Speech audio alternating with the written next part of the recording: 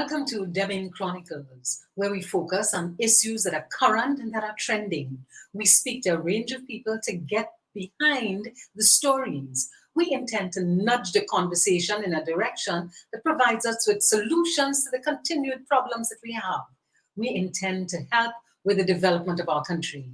In today's program, we have two guests. We have the former head of the public service, Reynold Cooper, and Lorraine OConnor, who has recently brought us so much joy with our nation's participation in Amazing Race. We'll be back with you shortly.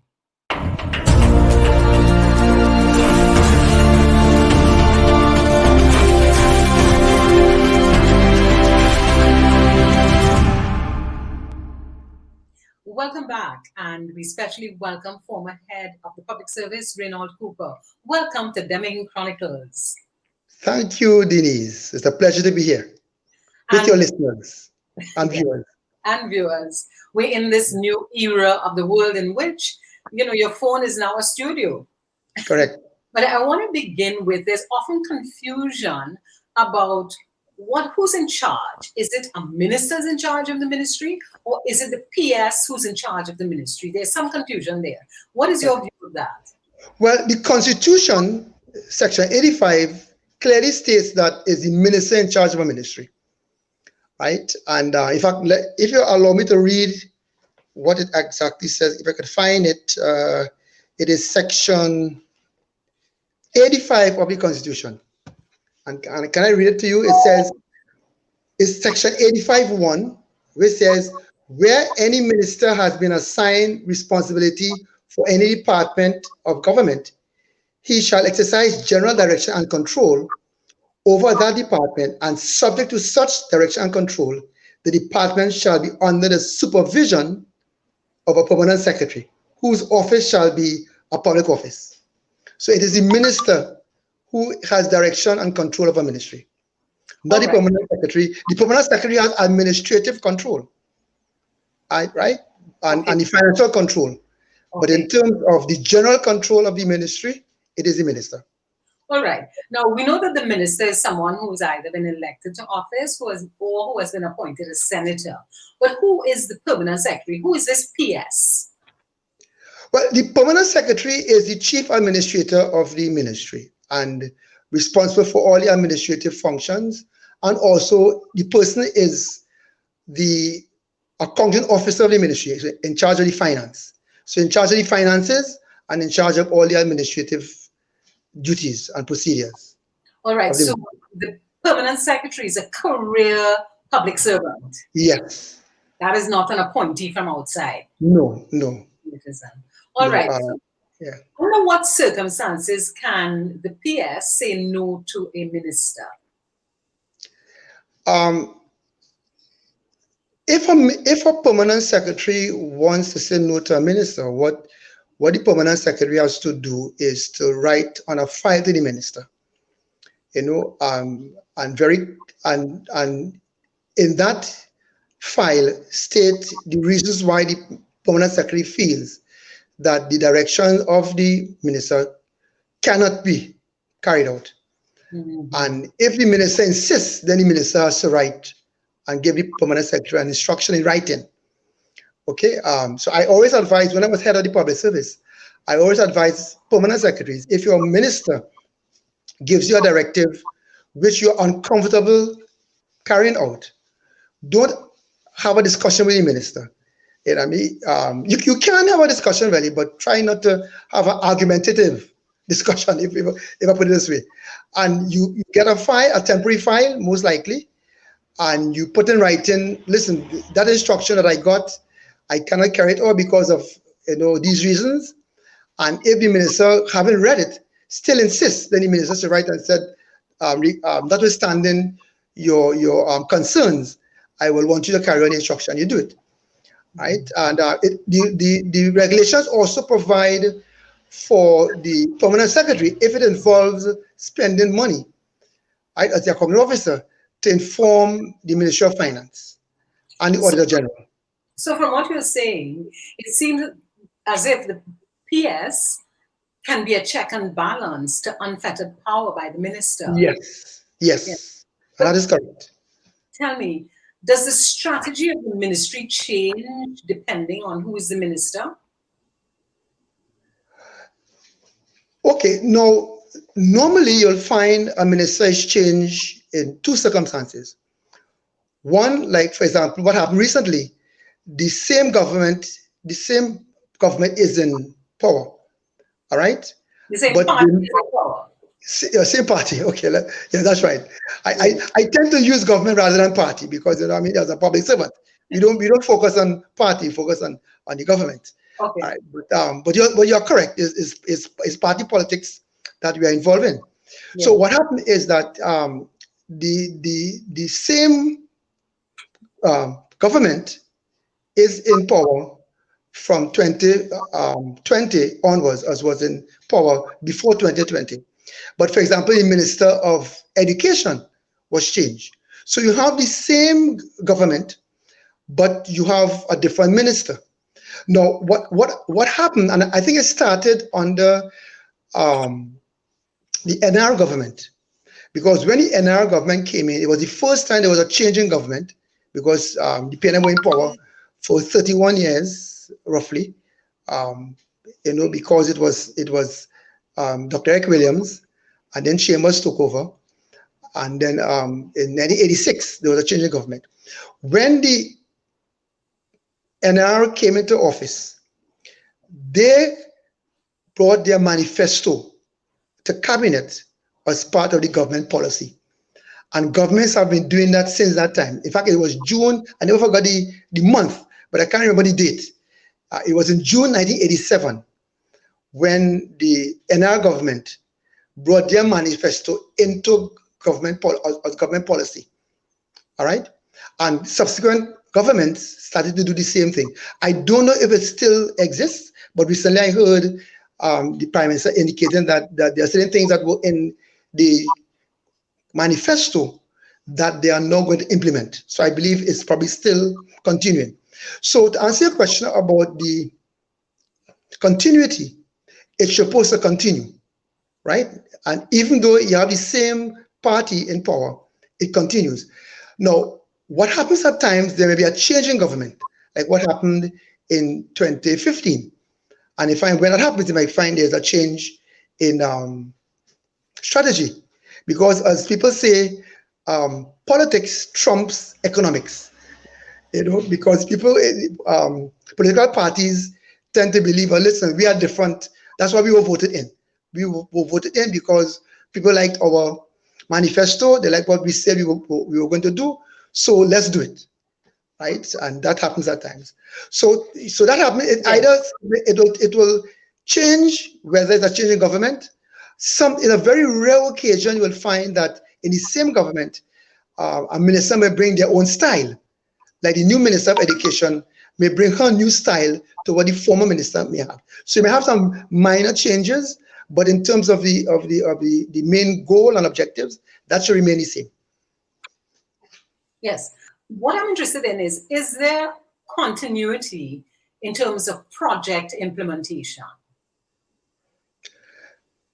In most cases, there is. Sometimes, because if a party that was in opposition had opposed something of the government in power, if they come into power, what they may do, they may want to change it because they opposed it. But normally you'll find most things will continue, right? And most things because, like for example, GATE continued, for education purposes, and I could call a numerous amount of others that started under one administration and continued under others.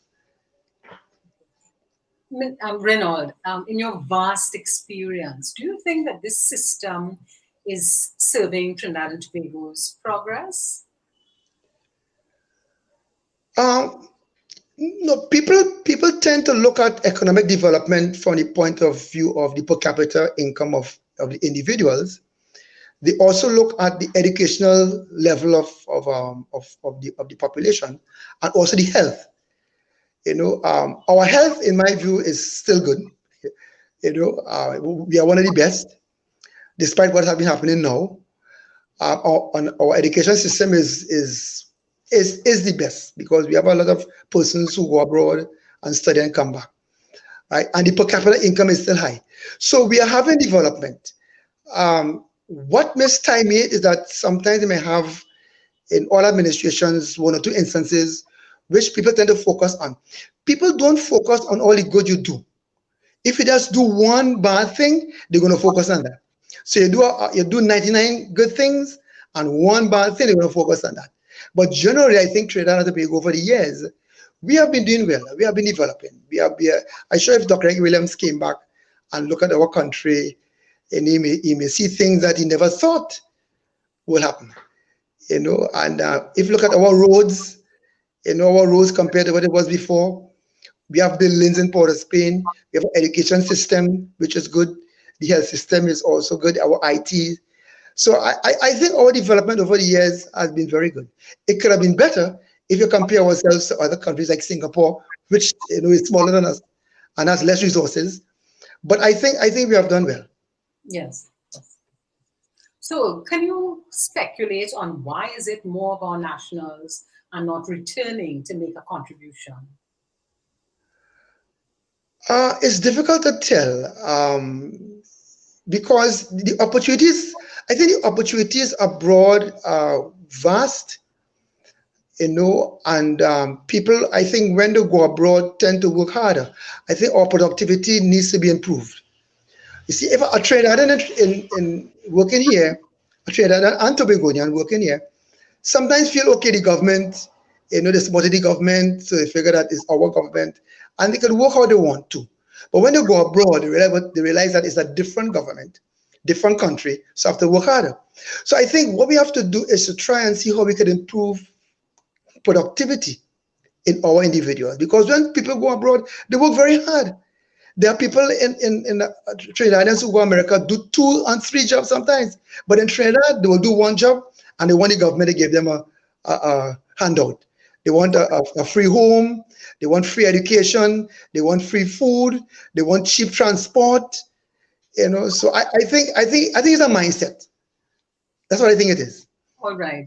And how would you tackle improving productivity in the public service? This is something that happened in discussions a lot. I think it started with the unions. I think the unions have to work with their members, and especially in this time of the COVID-19, where a lot of persons have been losing their jobs. I think the unions have to work with their members, and sometimes when a member, I know the unions have to defend their members because that's what they pay their money for.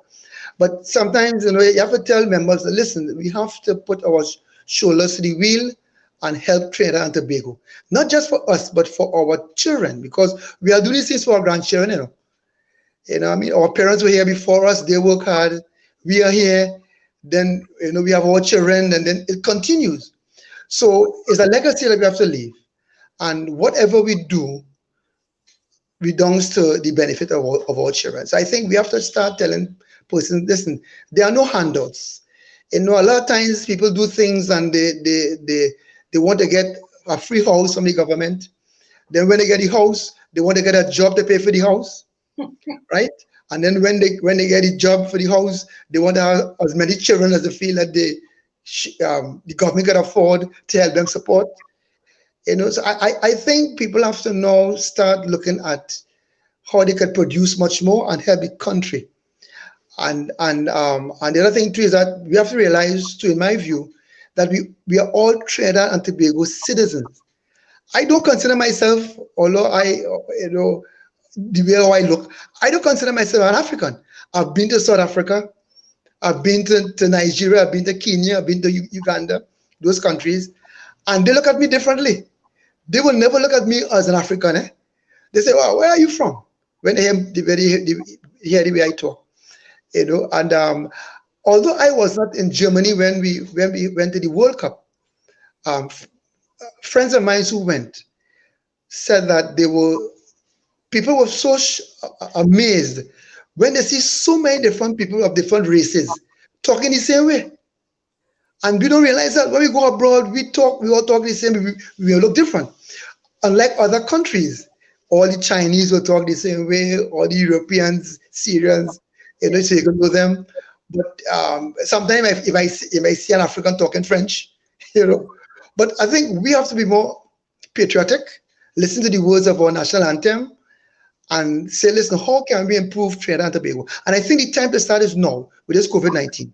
And that brings this interview to a wrap. Thank you very much, Reynold, former head of the public service. And on that note, you talk about being patriotic and doing things in the interests of Trinidad and Tobago. Thank you very much, Denise. It's a pleasure. And you look this very good. I know you're very fit. You're a fit person. So you haven't been aging at all. So that's good. Thank you very much. Okay, thank you very much for having me on this show. And that brings us to the end of this segment on governance. We'll be back shortly. Thank you very much.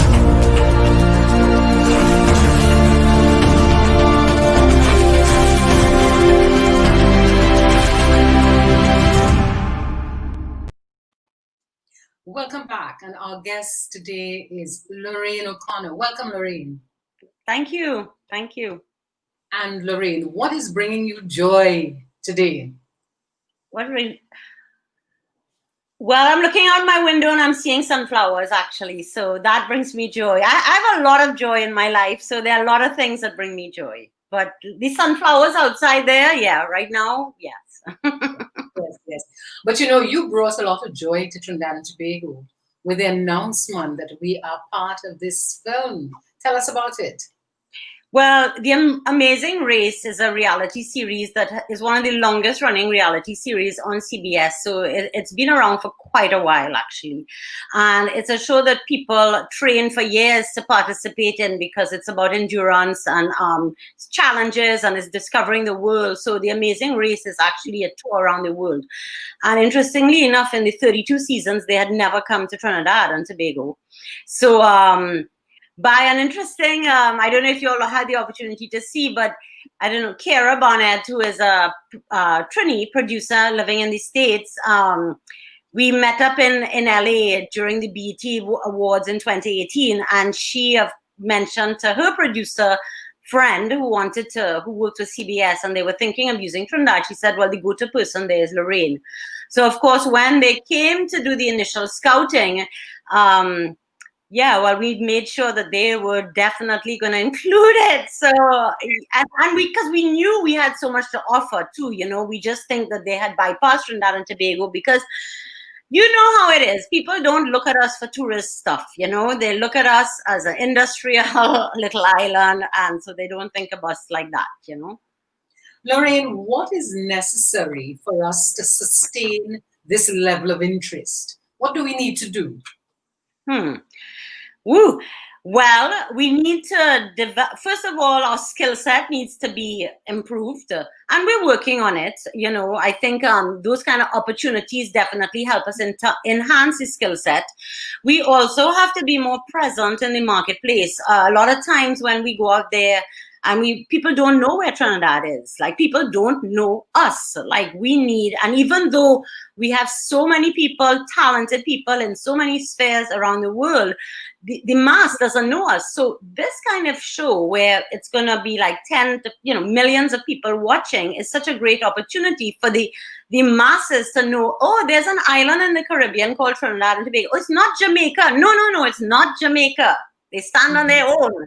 Because a lot of people actually, when you talk about steel band, I toured steel bands in Europe 20 years ago and 30 years ago. People really thought Trinidad was Jamaica or was in Jamaica. Well, when you talked about the skill sets, what do we need? What skill sets? Be specific about that. Well, the film industry is very broad in the sense where you have all different industries that can get involved. And that's what I love about it, the teamwork, the coming together. So you don't need to just be versed in film, but you also have to, you need set designers, you need transportation, you need accommodation, you need food, you need wardrobe, you need makeup, hair, all those levels. So it's bringing together all these skills that we are excellent at, because remember, we have Carnival. We put on the biggest show in the world, but we don't how to say, we don't use or see this skill set almost as a business, as something that we could export and train and develop on. So what ends up happening is our talented people leave Trinidad and go and get big jobs abroad, like the carers and so on, and then we stay here just waiting for the crumbs. So, Lorraine, what can we do? What can we do?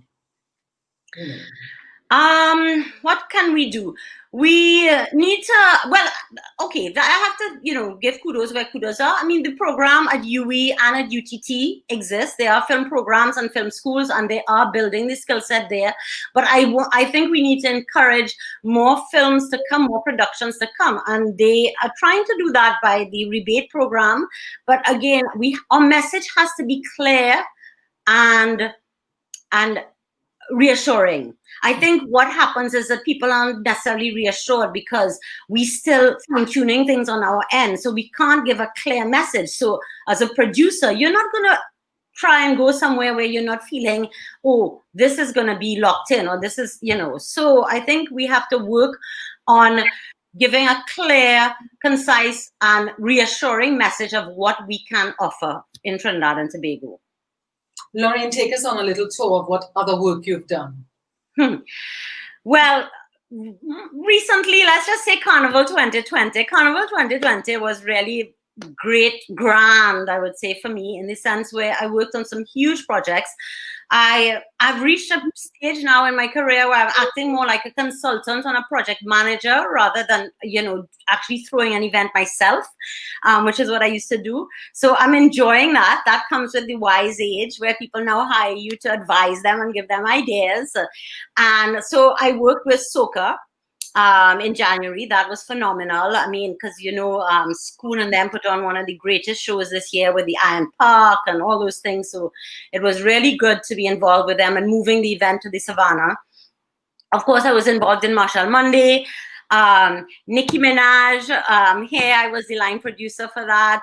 I was involved in the Fete on Maracas Beach. I also was consultant on that. So a lot of work and a lot of exciting stuff. I also co-managed Nyla Blackman, Calypso Rose, work with Marshall's team.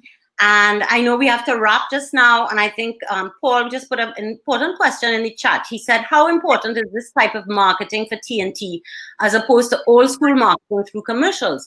And it's huge because this type of marketing is reaching the people that old school marketing would have never reached, because you're tapping into this reality TV audience. That's huge. I mean, huge, huge, huge. Like, this is the new normal, if you want. The new reality is reality shows. So this is what is unfortunate, though, is that we should have a Trinidad and Tobago destination ad when that program is airing, which we don't. Okay. On that note, our recommendation to whichever minister of tourism, minister of industry, whoever is, let's do a Destination Trinidad ad to air in that edition of the program. Thank you ever so much, Lorraine, and best wishes for bringing us so much joy. And continue looking at your flowers. Yes, thank you. Have a Demming Chronicles. That's the end of our show for today. We've spoken brilliantly to two people, two citizens who are making an impact. Reynold Cooper, former head of the public service, tells us that the minister is in charge. However, the permanent secretary can document things to ensure that what is achieved or accomplished or done is done within the rules and procedures of the public sector. Then we spoke with Lorraine OConnor, who has brought us so much joy with her role as a producer. We look forward to October 14th when Amazing Race will be on CBS. That's it for today. Thank you very much. Demming Chronicles.